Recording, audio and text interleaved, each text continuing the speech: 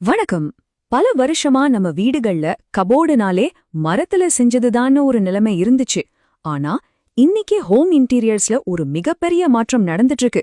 குறிப்பா மரத்துக்கு பதிலா யூபிவிசிய எல்லாரும் ஏன் அதிகமா தேடி போறாங்க?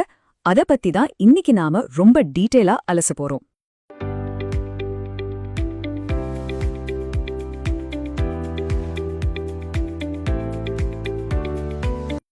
தலைமுறையா மரக்கபோர்டுகள் மேல நமக்கு ஒரு தனிப்பட்ட பாரம்பரியமான பாசம் இருக்குங்கிறத மறுக்கவே முடியாது.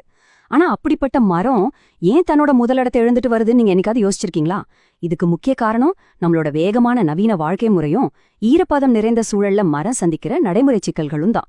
சரி, வாங்க நேரா விஷயத்துக்குள்ள போயிடலாம். இன்னைக்கு நம்ம மரத்தோட வீழ்ச்சி, யூபிவிசியோட வளர்ச்சி, அதோட நீடித்த தன்மை, அதை எப்படி ஈஸியா மெயின்டைன் பண்றது, இதனால நமக்கு எவ்ளோ பணம் மிச்சமாகுது, இந்த மாதிரி பல சுவாரஸ்யமான விஷயங்களை ஒன்னொன்னா பார்க்க